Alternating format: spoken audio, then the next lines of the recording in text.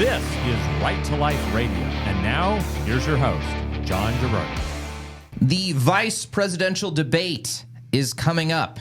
J.D. Vance, Tim Walz going at it head to head. And ever since the Tim Walz pick, I've wanted to have some folks from my wife's beloved home state of Minnesota, the great frozen north, to come and talk with us a little bit about Kamala Harris's vice presidential pick. He's folksy, he's homey, he's down to earth. Definitely not weird. Definitely not weird. And definitely not an extremist on anything. Maybe not. We're going to talk a little bit about the abortion policies that have been adopted over the last several years in the state of Minnesota, how it relates to Tim Walz, his record, what he could be bringing to the table as the next vice president, what it could mean for the Harris campaign, a possible Harris presidency, and also talk about some of the underlying really big ethical and public policy issues that Walz's policies touch on, especially for the protection of, or lack of protection, for children who are born either after surviving an abortion attempt or born with some sort of difficult state, whether it's disability or some other really serious medical hardship. Joining us to talk about this, she is the Director of Public Policy with the Minnesota Family Council, our friend, Miss Becca Delahunt. Welcome, Becca, to Right to Life Radio. Welcome to California, at least over Zoom and on the radio. Hello, John. Thank you so much for having me. Wonderful to be with you both today. I should also mention Jonathan Keller from California Family Council, me. the everyday co-host of Right to Life, or every week co-host. Yeah, Becca's the exciting new guest. So. There you go. Jonathan is the old busted, and Becca's new hotness. So here we go. All right. So Becca, I kind of want to just cede the floor to you for a little bit. Minnesota underwent a lot of changes to its state abortion law from the time that Tim Walz initially took office through now. My understanding, I think he's been in office. He was elected, I believe, in 2018. So he's been in office about the exact same length of time as Gavin Newsom's been in office here in California. So I wanted to sort of give you the floor. What were some of the major changes to abortion law that Governor Walz and the Democrats, the DFL rather, in Minnesota, the Democrats in Minnesota they're cool and different, sort of like farmer labor. Party. Yeah, it's like the indie band you've never heard of. Yeah. So I'll give you the floor, Becca. Tell us about some of the stuff they've done. Absolutely. Well, I'm impressed that you know that it's the DFL party. A lot of people who are steep in politics, they don't even know. And Jonathan knew the full term. That's right. DFL is quite interesting, but I've never even been to Minnesota. I know. I'm a little jealous of you guys because I hear it's a beautiful place up there. Don't you know? Don't you know? Well, I have a thing for Minnesota gals. What can I say? Well, at least one Minnesota gal. That's right. only one Minnesota gal. Anyway, your mother-in-law's a pretty nice lady. I do love my mother-in-law. She is my favorite mother-in-law. So anyway. All right, Becca, tell us about what's happened in Minnesota since Walz has taken office. Absolutely, yes. So, it's interesting. Right after the Roe v. Wade decision, the country really split. And I'm sure your audience is extremely familiar with this. The country really split with regard to abortion policy. And our Democratic Farmer Labor Party in Minnesota, which, as the guy said, is our Democratic Party, really took it upon themselves to make abortion their brand, which is quite a difference from from those who've been working in politics since the 90s, remember? It's safe. And now the whole party is really built on this issue of abortion. I mean, even our potential or our Democratic nominee for president, she's really come alive on the issue of abortion. And that's the one policy issue that she really speaks clearly to. And so while I was admittedly surprised a bit by her pick of Tim Walz as a VP running mate, we knew he was in the running, but she did pick him.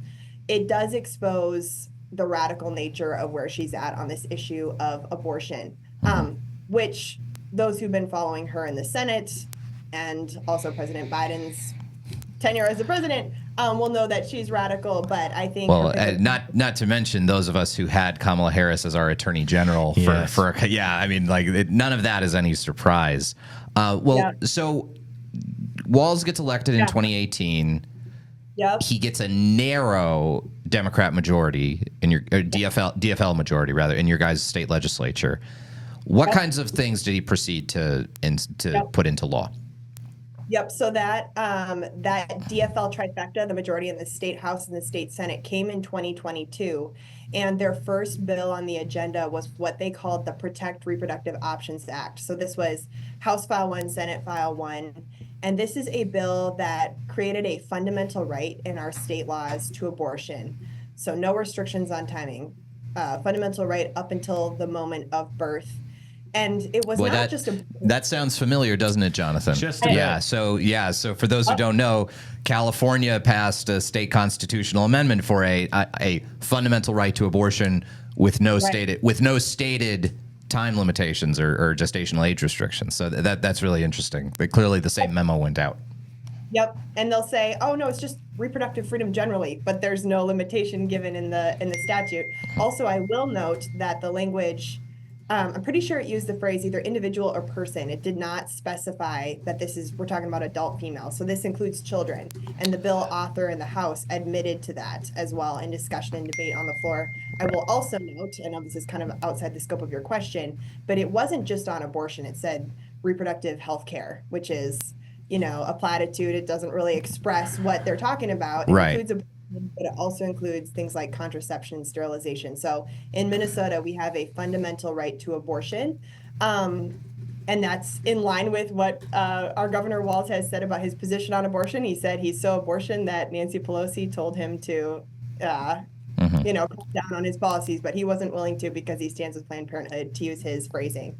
So that was the first thing, John and Jonathan. The second big thing was a bill to, quote, unrestrict Minnesota from our abortion restrictions. And when we get down into what statutes were repealed, or as they said, unrestricting the abortion process, we see that what they were really doing is seeking to protect the abortion industry rather than seeking to protect women who are undergoing this significant medical procedure often or undergoing medication abortion. So what kind of restrictions did Minnesota have? What kind of restriction did Minnesota have on the books? I mean, we're coming from an environment where we never had any restrictions on abortion ever in any way, shape, or form. So what kinds of... Well, I was going to back up and say just for a second, Becca, this is something that I think is in some ways, it's almost more of a bitter pill to swallow for you guys because in California, John and I are used to the fact that we have not had I'm trying to even think the last time we had a true pro-life governor at the state level, it was probably George Duke Majan, maybe? Because Arnold Schwarzenegger was the last Republican elected. Arnold Schwarzenegger was pro-choice. Pete Wilson was pro-choice. So Reagan was even pro-choice. While he was there. But he was before Duke Majan. So. Arguably, George Duke Majan could maybe be considered the last pro-life governor, but that would have been that was the 80s, like right? 1980 to 88. Yeah. So we have not had any pro-life policy, whereas you guys actually, before the takeover of the DFL, both at the legislature and in the governor's mansion, you guys actually had some decent pro-life protections, right?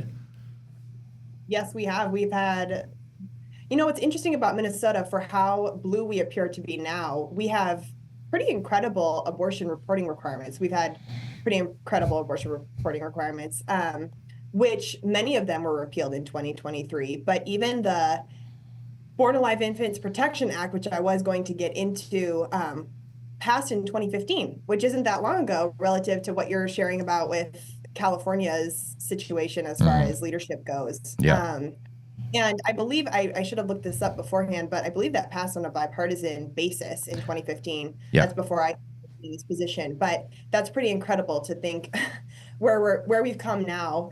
And I think, frankly, a lot of the reason as to why the party gets away with this is because it's spoken of generally this issue in such platitudes and people don't really take the time to look into what this actually means. And to Minnesotans' credit, I mean, you could figure this out. But to Minnesotans' credit, it is difficult sometimes to find information about this. I mean, the media doesn't cover this accurately. And so there's only a handful of, statewide groups that are really sharing what's happening.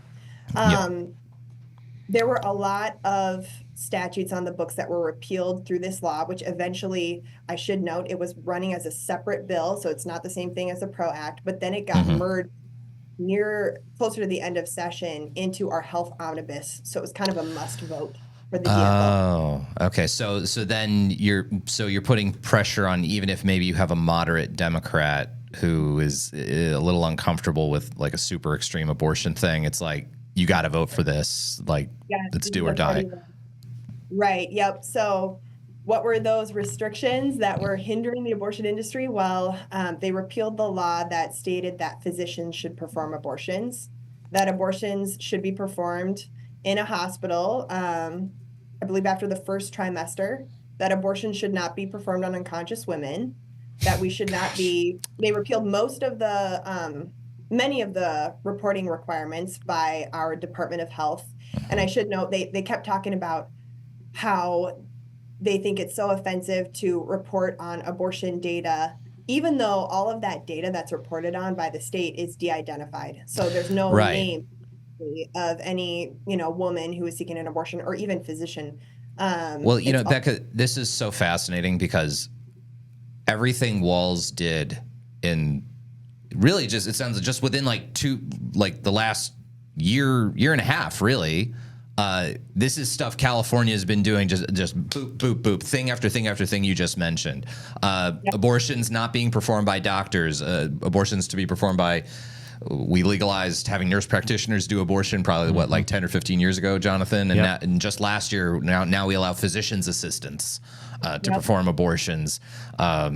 Just thing after thing after thing. I mean, all this stuff, you guys have gotten in 18 months what California's been doing over, the last 2 decades between Gavin Newsom and Jerry Brown. So you can imagine how difficult that is working in the advocacy space, because everything is just coming at you at 1,000,000 miles an hour. You're trying to address all these things.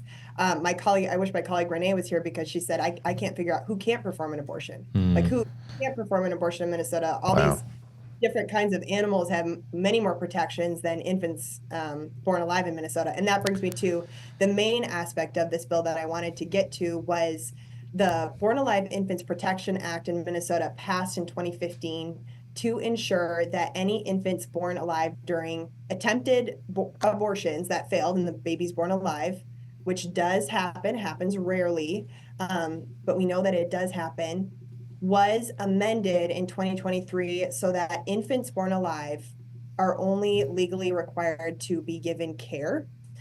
So they removed the requirement to provide life-saving respiratory care, and now those infants are only by statute required to receive care. So that's like comfort care on the way. So this is a huge issue. It's a big thing that's debated within the presidential debates. It's a huge thing also, I think, that relates not just to children who survive abortion, and not to discount them. That is, there are, as you say, it's rare, but there is a certain number of children for whom that happens every single year. But also really for any kids with disabilities. So when we return from the break, we're going to dig into this more. We're talking with Becca Delahunt from the Minnesota Family Council. We will be digging into how Minnesota has taken away protections for children born with disabilities to actually receive care after they are born, and not just disabilities, children who survive abortion. We're going to dig into all of that next. This is Right to Life Radio, a production of Right to Life of Central California, rtlcc.org. Minnesota eliminated protections for children who are survivors of attempted late-term abortions, and maybe are they chipping away at protections for other kinds of kids with disabilities who are in critical condition. We're talking with Becca Delahunt from the Minnesota Family Council here on Right to Life Radio. Governor Walz is about to debate J.D. Vance on October 1st. These are the kinds of policies that are here in California. They've come to Minnesota, and they're coming for the whole rest of the country. President Trump has talked about this a lot. So, Becca, I want to let you delve a little more deeply into this. Minnesota changed its laws, saying that children in critical condition after an attempted abortion, changed the law from they need to be provided with life-saving and respiratory care to just care. What does that mean, that change in the law effective? What does that change in the law mean for Minnesota? And what could that mean for other states or nationwide who maybe adopt such a policy? Right. Thanks for asking this question, John. This is really important.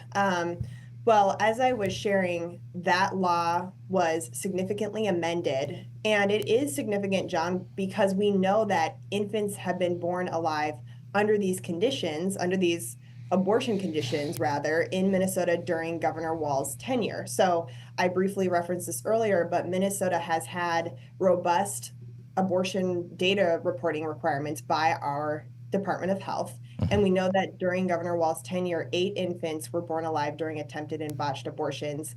And wow. based on the reporting of the data, it lists out when those infants were deemed not viable. So there were a number of situations, especially in 2021, I believe there were 3 infants where it didn't specifically say that they were not viable. And so, I mean, regardless of whether they're deemed viable or not viable in that moment, all of them should be required to receive life-saving respiratory care. And I just wanted to touch on a couple aspects of that. Part of that big repealer that I talked about is a repeal to on this mandate to report this data. So not only was that amended so that these infants are not required to receive life-saving care, but also we won't know how many infants this could impact. And then secondly, the law originally in 2015 was called Born Alive Infants Protection Act, and the law has been changed because they also removed the word abortion. Mm-hmm. John had this, and it's called Recognition of Infant Who is Born Alive. And they removed this and they replaced the word for, life-saving care with just the word care. And so my concern is, and I'm not even sure exactly how to project the data for this, but my concern is that infants who are born, not just infants who survive an abortion, could be targeted if they are deemed too expensive for the system. And I frankly think that parents who are looking forward to having a child, even a child under any circumstances, under any sort of health conditions, they could be told by their provider or the doctor helping to deliver the baby that this baby just wasn't viable. And so I think a lot of this information could get swept under the rug. Sure. That's my concern, John. Of course, I don't exactly know how to project the data that could come from this. Well, sure. And the reason why we can't project the data is because states like Minnesota follow California's example of wanting to report less and less and less of this stuff. The thing that sort of blows my mind with all this is that we're making decisions about whether to provide life-saving care not on the basis of whether it would be effective, not on the basis of whether this would actually save the baby's life. We're making decisions on the basis of, does the parent want this baby? Does the parent want this care to be given? And there was a great piece written by Charlie Camosi, who's a bioethicist, and I think he now teaches at Creighton. He teaches at Creighton Medical School, where he talks about there's this kind of silent epidemic of this happening in NICUs throughout the country, where a child is born with some kind of like survivable disability, maybe even something like spina bifida, and parents and doctors sort of, as Governor Ralph Northam once said, have a conversation. Right. And then they decide to provide the child with care, but it's not life-saving resuscitative care.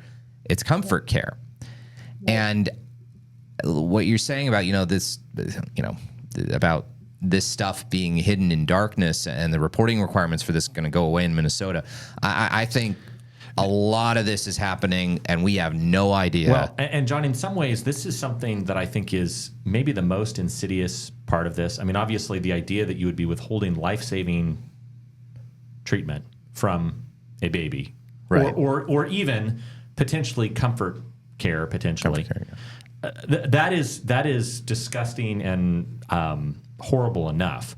But the fact that they are deliberately repealing all of these transparency laws, I think that is the thing that really should raise people's alarm bells. Yeah. It should raise people's antennas and should freak people out, because why do they not want people to know about this? Literally, if you go back and you look, before the Allies liberated the concentration camps, the Nazis were very happy to keep a lot of records of what was going on. I mean, they used the prisoners for horrible experiments. And then they burned all the records when the Allied soldiers were marching through. I mean, and you read these stories. I mean, I read a couple months ago the book by Elie Wiesel, Man's Search for Meaning, and you read stories of this, and the way that the Nazis knew that, oh crap, if the rest of the world finds out what's going on, what we have been doing, it's easy enough when you think you're the victors.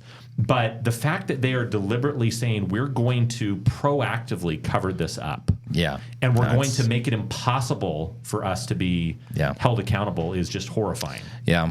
Well, Becca, any final thoughts on kind of what's kind of the legacy of what Walz has sort of left in Minnesota as far as abortion policy, and any final fears for where this thing is going, as far as maybe as how he's pushing the Democrat Party in general?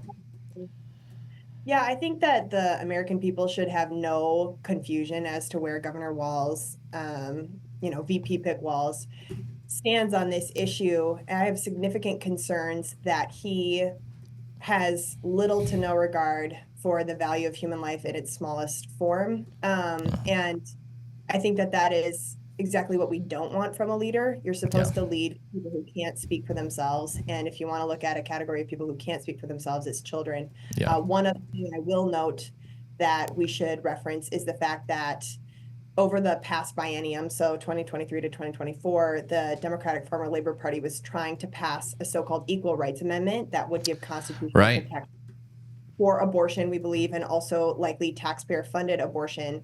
And Kamala Harris had not released her policy positions for a long time here, even though she's running for president. But we know that she recently released her positions, and one of them is a federal ERA. And so that's something that we're facing. We're trying to stop in Minnesota.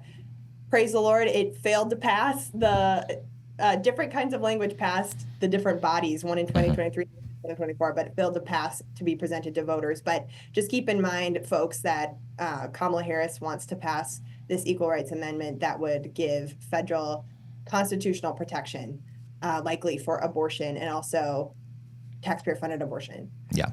Well, Becca, we really appreciate it. Thank you for, I think, as you pointed out, it seems like by generally talking about supporting abortion rights, what they're actually advocating for, if you're being not specific about it, what you're advocating for is really broad abortion rights. So anyway, I appreciate you shining the light on this.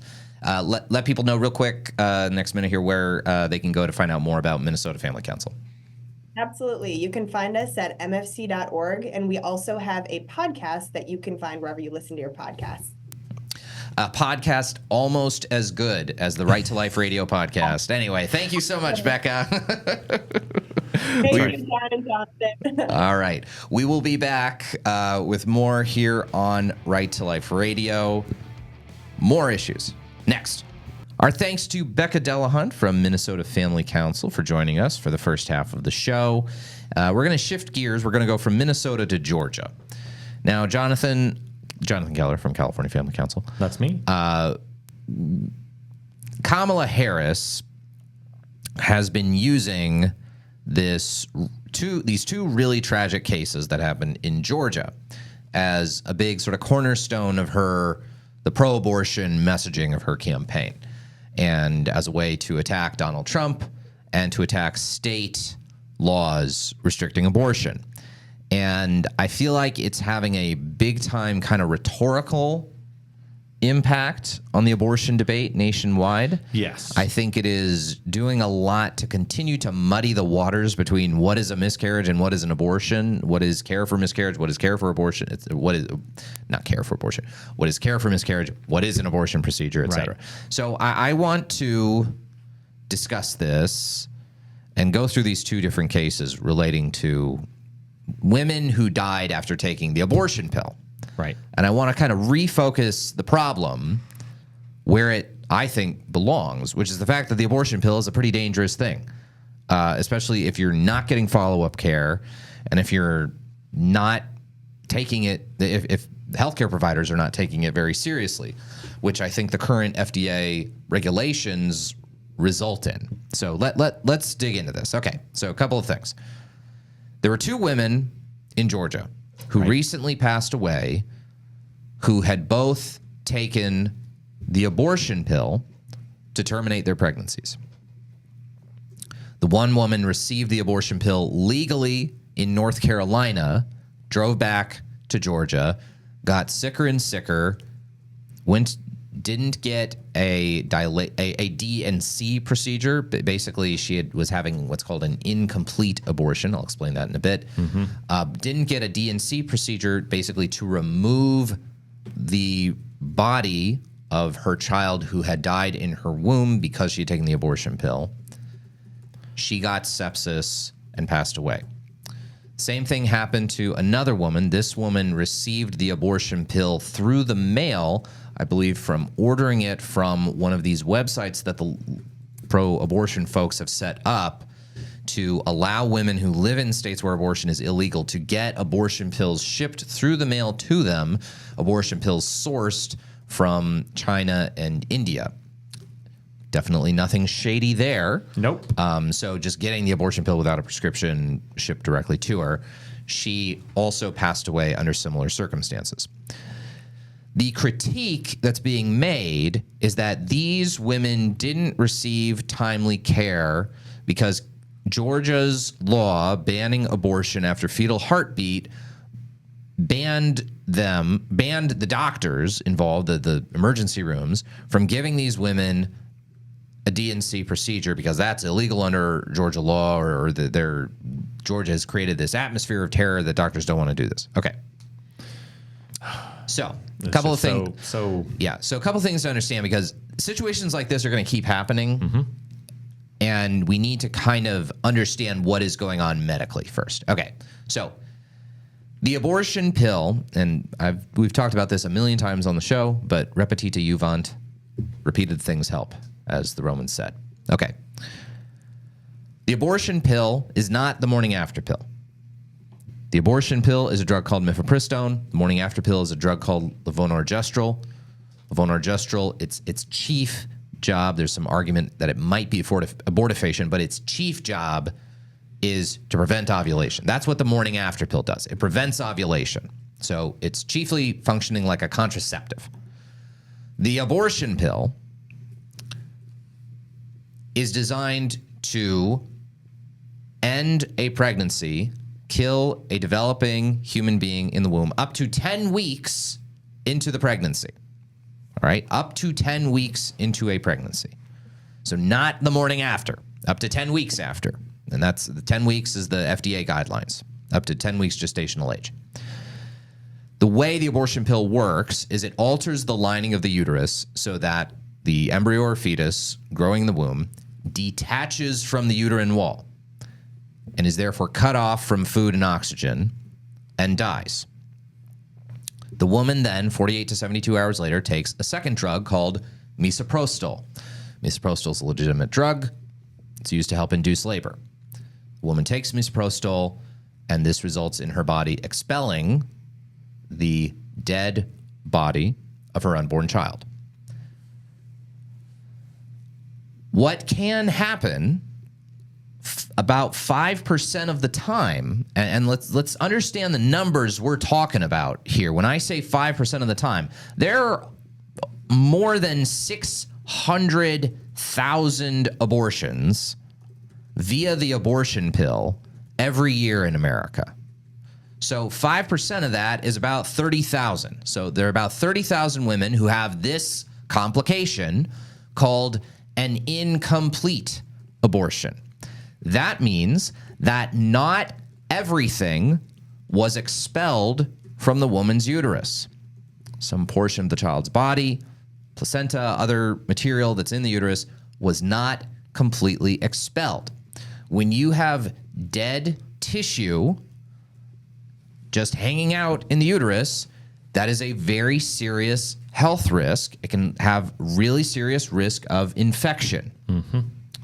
So for about 5% of women who have an abortion via the abortion pill, and again, we're talking about approximately 30,000 women per year in America, they need to have a follow-up surgical procedure to remove anything that is left over.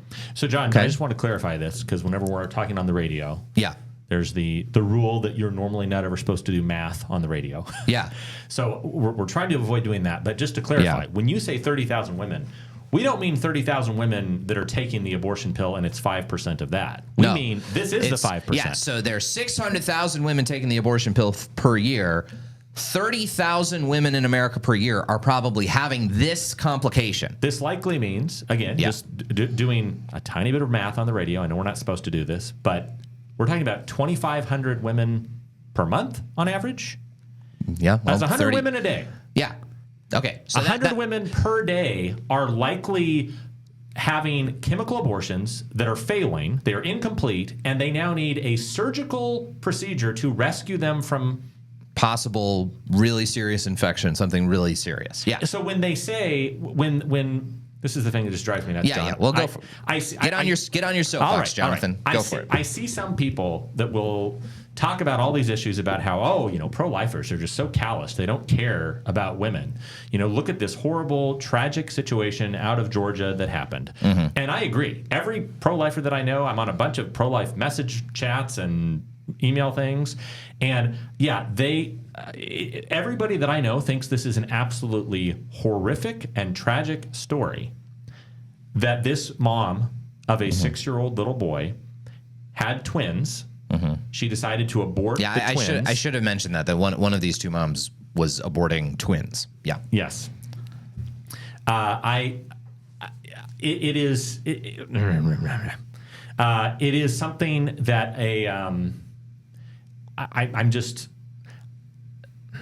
the fact that they are pointing out this story that is incredibly tragic, but they are not mentioning that, oh, by the way, literally 100+ times a day, most likely, other women are having to face these same types of procedures because of complications of the abortion drug. It's not because of the pro-life laws that there are these complications. Right. It's because of the abortion pill that there's these complications. And to follow you on your soapbox here, one of the things that liberals insisted be changed about how the abortion pill is administered in America, and Barack Obama accomplished this in 2016, and Joe Biden pushed it even further. When the abortion pill was first approved in 2000, there was a requirement for doctors prescribing it that a patient have a preliminary visit, a visit to receive the abortion pill itself and swallow it there in a clinical setting with healthcare providers nearby, and then a requirement for a follow-up visit. A follow-up visit after taking the abortion pill to see how the woman is doing, because of this very high percentage, relatively speaking, like 5%, that's a lot, of women who have an incomplete abortion. Barack Obama in 2016, his FDA eliminated the requirement for a follow-up appointment for women receiving mifepristone, the abortion pill. Joe Biden eliminated the need for any in-person visit for someone to be prescribed the abortion pill. You can get the abortion pill just from a telemedicine visit and just have it mailed to your house or shipped to your local pharmacy. So, did the hospital in Georgia that didn't provide the DNC, did they screw up? Heck yeah, they did. Was it the fault of the law in Georgia? No. The Georgia law explicitly says doctors can do DNCs as long as the DNC is not ending the life of a living baby. The babies were already dead. There was no fetal heartbeat. The woman had had the abortion pill already. There was nothing. It was very clear. The hospitals could have done those procedures by state law. The state law wasn't restricting it. So why are we putting this death at the feet of this law in Georgia rather than at the feet of the abortion industry, the abortion pill itself, the Democrat presidents whose FDAs have consistently deregulated the abortion pill to require less and less as far as safety standards, to eliminate the need for follow-ups? And I just predict we're going to have more and more cases like this of women dying from the abortion pill in states where abortion's restricted, and we're all going to hear about it because the blame will be put on the pro-life laws in those states. And you know who are not going to hear about, who we never hear about? The women in all the blue states who die from the abortion pill. Yep. And probably, California is not going to report any statistics about it. That's for darn back to sure. What we were just talking about with Becca is Yeah. the fact that the irony of this coming out of a blue state that is trying to protect women. Yeah. I mean, they are trying. They're not going to report this when this happens in blue states. When pro-lifers learn about women who died from the abortion pill, it never gets any traction in the media. It'll be a national news story anytime it happens in a red state, and they'll blame the state's abortion law, even if the state's abortion law does nothing to restrict that, nothing to restrict the provision of care for someone who has had an abortion and needs a follow-up procedure. All right, we'll dig into more of those distinctions next. This is Right to Life Radio, a production of Right to Life Central California, rtlcc.org. Back with Right to Life Radio, our thanks to, as always, our good buddy Jonathan Keller from California Family Council, our good friend Miss Becca Delahunt from Minnesota Family Council. Thank her for calling in and talking a little bit about Tim Walz's record. And just a couple of things I want to promote to all of you guys. We will be having our booth at the big Fresno Fair this year, and we can always use more volunteers at the Fresno Fair. We could really use you, yes, you and you and you, as a Fresno Fair volunteer. If you are interested in volunteering, you get a free ticket to the fair. You hang out at our booth. You talk to people. By the way, I've been there at our fair booth a million times. I've never had a hostile interaction with anybody. It's one of the super best nice. Events. It's mostly like moms with their kindergartners and like middle school kids coming up, holding the adorable little baby models and being like, "Oh, you mean that's what a baby looks like? Oh my gosh!" So if you're interested in volunteering with us, get in touch with us. Go to rtlcc.org. RTLCC, that's Right to Life Central California. RTLCC.org. You'll have the banner right up top there. You can get in touch with us, sign up to be a volunteer. We'll have training video for you to watch, waivers and stuff like that. But hey, you get a free ticket to the fair. You help out Right to Life Central California. It's a really cool time. So get in touch with us for that. We've also got 40 Days for Life. 40 Days for Life is starting. We have our schedule for when we'll be out next to Planned Parenthood during 40 Days for Life. And, if you want to, our Christmas dinner and auction is coming right up. If you want to sponsor, if you want to support us, all that information, again, is on our website, rtlcc.org. Jonathan, it's been a rough week, I'll say, in the last 30 seconds here. Been a rough week or two, especially with these stories out of Georgia. And I think it's frustrating that I think the pro-abortion side has a deliberate lack of clarity when it comes to abortion versus miscarriage care, and it just drives me nuts. I'm just hoping we can cut through the noise. I know we got to end the show, but I'll tell you one of the things that I remember. One of my mentors told me 25 years ago, when I was really frustrated, we were passing out pro-life literature at a high school, and the school administrator flat out lied. They called the police. They said we were trespassing. We obviously weren't. And it was a he said, she said. The police didn't arrest us. They just said, well, okay, do whatever. You guys just stay on the sidewalk. Don't trespass. And I was so mad. I remember 16-year-old Jonathan got in the car and I said, how in the world can they just lie? They know they're lying. We know they're lying. They know we know. We know they know. You know. And my mentor said, well, Jonathan, they do kill babies. So lying is not actually that big of a deal. There you go. That is true. That'll do it for Right to Life Radio. See you next time on Power Talk.